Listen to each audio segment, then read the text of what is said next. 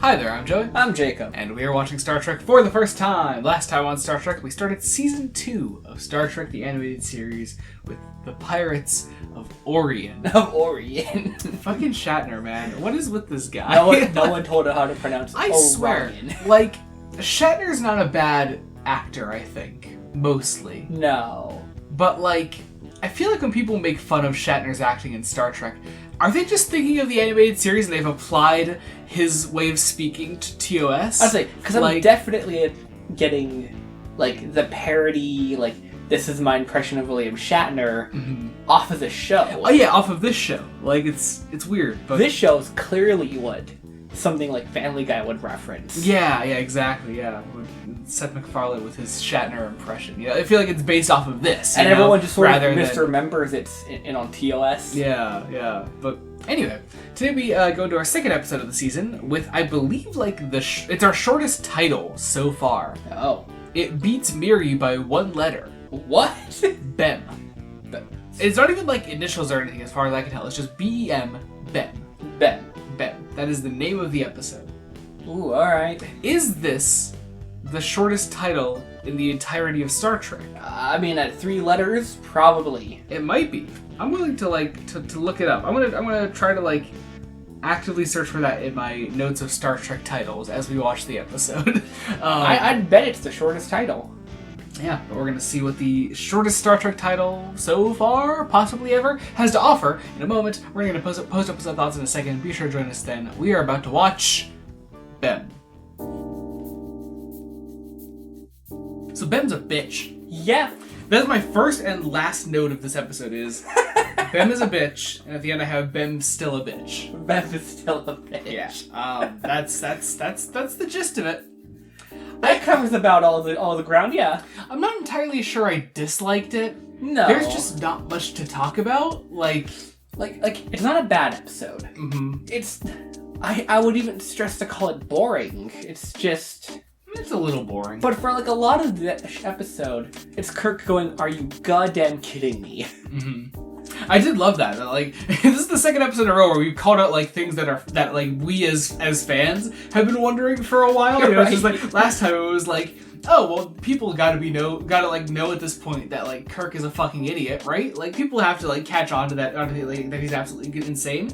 Here it's Kirk is wow, we keep getting caught. Did you ever notice that, Spock? It's really weird. You know? You somehow always end up in a cage. Yeah, I quoted it. How come we always end up like this? It's just it's just funny, really, really funny. I kind of hope that a little bit like that happens in every episode in season 2. Where they broke it up specifically because they were self-referential, right? Maybe. I really gotta look into the production history of this season before the season's over. You have to. We only have 4 opportunities left, so anyway. So I like the idea of that Bem was this detachable lizard man. They called him a colony creature, which I assume means he's got multiple parts that sort of act on their own. They're sentient in and of themselves. Or they could do things according to what one central part wants. His head primarily, I would assume. Mm-hmm. At long last, I think, have we had gods yet in TAS? No. This would be the first god in TAS. Get gods back in TAS. And she's voiced by Nichelle fucking Nichols. I mean, come on. What more could you ask for? It's pretty great. I'm very happy about that. This episode is everything. Self-aware captains, gods. Nichelle Nichols being awesome. Yeah, which her gets some great moments as well. I do love that by the end she's like, "Oh, we're getting a message from the goddess lady person." She turns it on. It's her. She's just "Oh my gosh, she sounds just like me. Am I a god?" Yes, Nichelle Nichols, you are.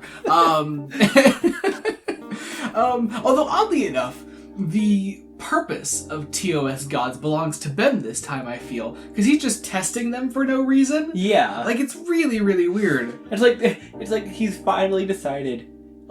I understood that his people wanted him on the ship, right? As an independent observer, as we keep being told. Yeah, and he finally decided to observe independently. and he immediately causes all sort of shit to go down. Just so he could test them, because he like takes away their phasers and their communicators and all right. that. Like it's pure goblin shit. Yeah. So what was the point? Yeah. I mean, like, we've watched like 90 odd episodes of Star Trek at this point. Asking what's the point is a little reductive, but redundant, but like it's weird. I don't know. Fuck. The Red Shirt Army. I forgot about the Red Shirt Army. They came down, and once again, TOS has trained me so well to just see just a glob of red beam down from the Enterprise and just be like, they're all dead. And they do actually get into some combat this time, though. They do. They take on these lizard guys that captured Ben, Kirk, and Spock, and none of them die, but it's, But it gets close. Yeah, they get close. They come closer than other red shirts have in TAS.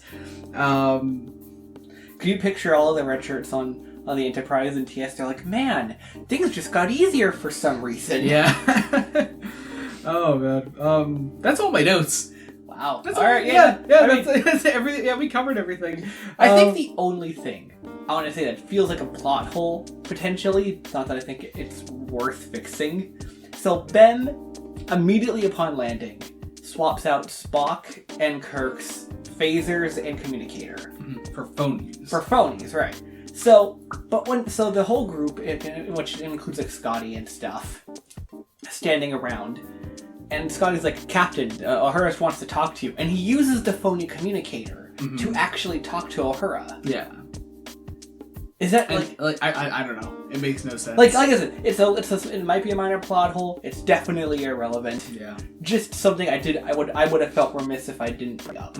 Actually, one thing I gotta bring up, I